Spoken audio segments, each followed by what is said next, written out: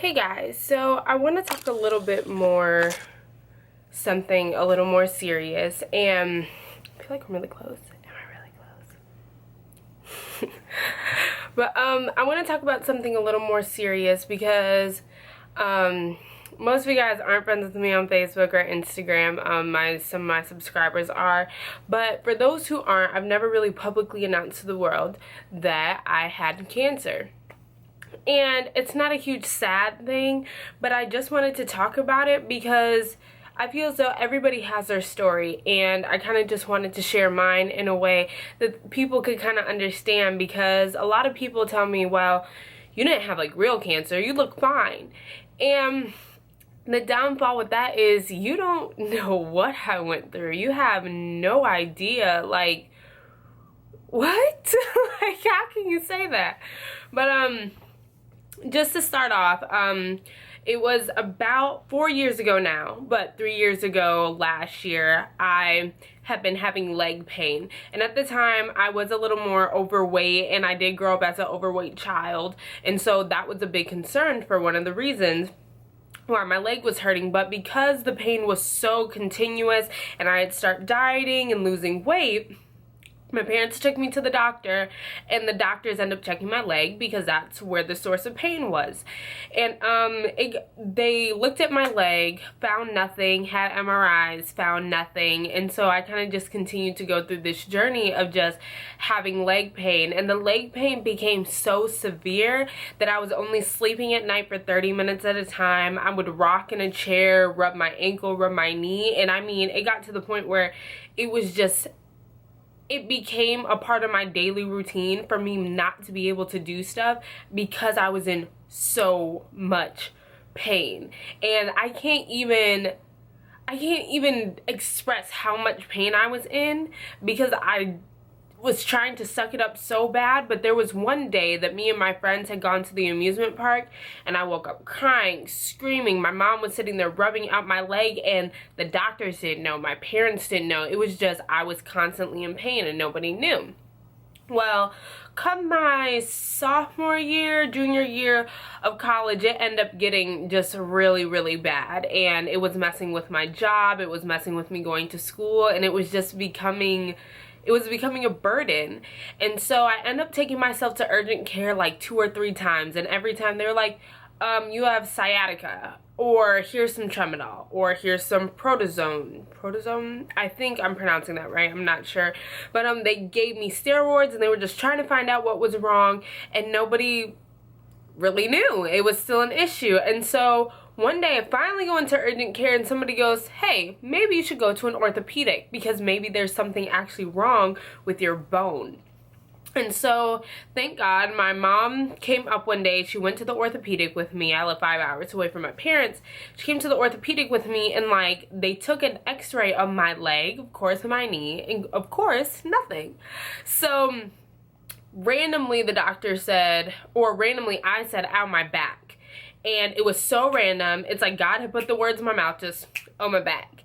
And so he said, well, let's get an x-ray of your back, and then we'll send you for an MRI. And when I tell you, I was at a neurologist less than a week later, in surgery less than a week after that, like went into the doctor, the neurologist on Monday, was having surgery on Friday.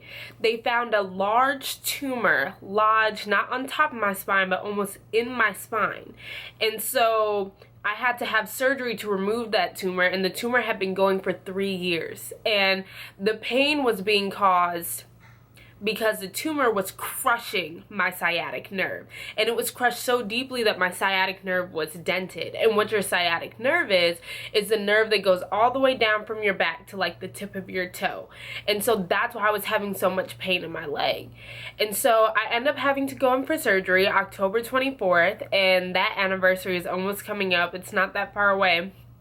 And the tumor ended up being removed. Now, at the time, I didn't know if it was cancerous, if it was benign. I had no idea. So the doctor ends up coming in and telling me and my mom that I'm having a lot of tests done on the actual tumor once it's removed, and that they are figuring out whether or not it's cancerous. Now, keep in mind, because I had surgery on my back, I had to relearn how to like walk. I I can't even describe to you the pain I was in. Like, I had to use a walker. I'm only 21. Can you imagine, like, walking around with a walker at the age of 21? Like, and the thing is, I'm saying this smiling because I'm so blessed to be where I'm at. It's amazing, and it's just, I can't even fathom it. So after a few days slept in the hospital, my oncologist came to me and basically told me I had cancer. I was in complete shock.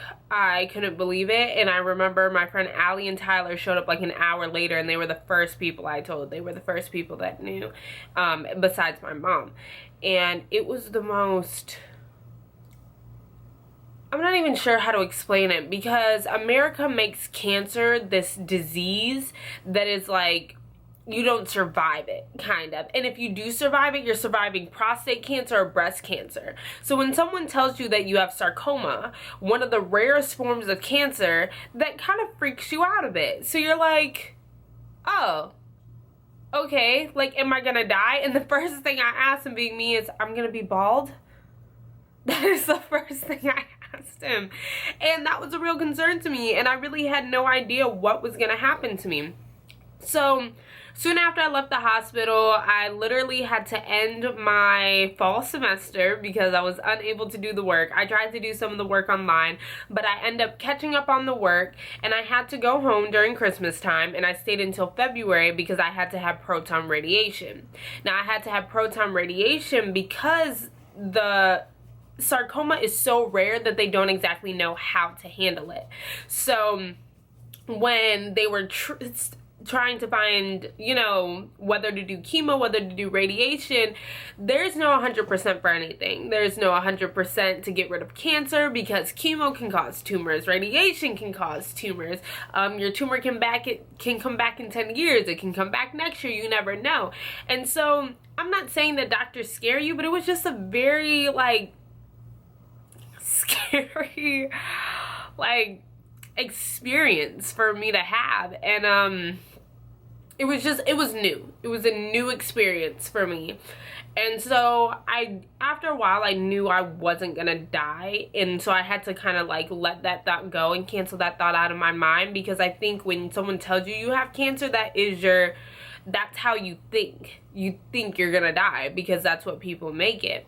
And so for a while, I kind of just felt very alone, because I didn't want to talk to people, but I wanted them to know how I feel, and I wanted people to understand, but they couldn't. And unless you've been through something like that, then you really don't understand, and you really can't understand, and that's the hardest part. But within my journey, I went through a period of time where I was very sympathetic for myself, and I think that was one of the most rewarding things I could have done, because I learned that that's a bunch of crap, excuse my French.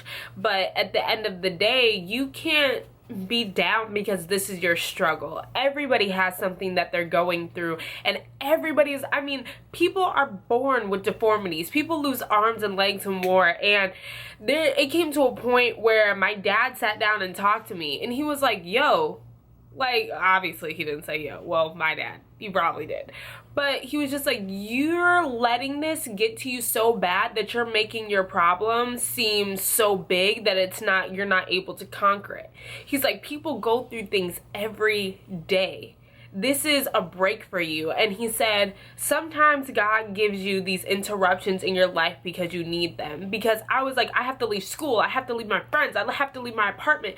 And there were so many things. I was like, there's gonna be doctor bills, there's gonna be apartment bills, electric bills, everything that I'm paying. Like, I had to get up and remove myself from my life for 3 months. And it's hard. Like, it's hard to leave your life. And I just became so enveloped in myself and so sorry for myself. I just kind of forgot that, hey, there's this whole world around me functioning with their problems every day. And so when I finished my cancer treatment, it was on February 5th of 2015. And I'll tell you, I was more excited to go home to Pensacola than to actually finish the cancer because I got to a point where I just knew I didn't have it anymore, and I was so secure in my faith in God that I knew. And my mom, being the woman of God she is, God, if you guys need a scripture, contact my mother. She had so many people praying for me. I had so many people sending me gifts, and I just had so much love and support that it became more of a fight for my, kind of just fight for me to keep myself positive than fight for me to stay alive, because you can kill yourself just from being negative, and that's the hardest part. It's just you have to force yourself to be positive. And I look back at my life now and I can't even, like, I had cancer. Like, I don't, that is mind-blowing to me. Like, someone like me, 21, still treated as a pediatric as a child, like in a doctor's office, had cancer and survived. And it's just the most crazy thing to think about. But I just want to share my story with you guys. And I mean, there were times that were hard and it was small things, but you know what, when you get sick like that or you go through a big struggle, it shows you who's really involved in your life, who's really contacting you, who's really talking to you, who's really praying for you, who's really wishing for good things for you. And that really showed for me, because I had some friends that only texted me when I texted them, and in my head I was like, I have cancer, you need to be talking to me like every other day, check up on me, okay? And that's not fair. And it's not fair for everybody else to put their life on hold so that you can be happy in the midst of your struggle. That's not how it works at all. And that's probably one of the biggest things I learned. And I think the best thing I learned from having cancer is just really to never take life for granted. Just do everything that you want to do. Just be happy. You don't care about what other people think. People are so caught up in other people. You could die tomorrow. You have no idea. And I'm not claiming that, but you have no idea what tomorrow holds. And maybe half of today is gone, but the rest of today is still closer than tomorrow. So for me, it was just one of the most uplifting experiences of my life to be able to say I went through cancer. I was strong enough to go through cancer. Like, I had to relearn how to walk around the hospital on the 4th floor of Sacred Heart, and I did it. And I know that there are so many people doing so much stronger things than what I'm doing, and that's so much more important than a little thing like cancer at this point. And I've had so many blessings. I've had bills paid off by hospitals. I've had just so many things working for me because of who I'm connected to, and I just can't explain it. But I just want to come share my story with you guys. Yeah, but as for that, I just want to share that with you because there's no other explanation than God.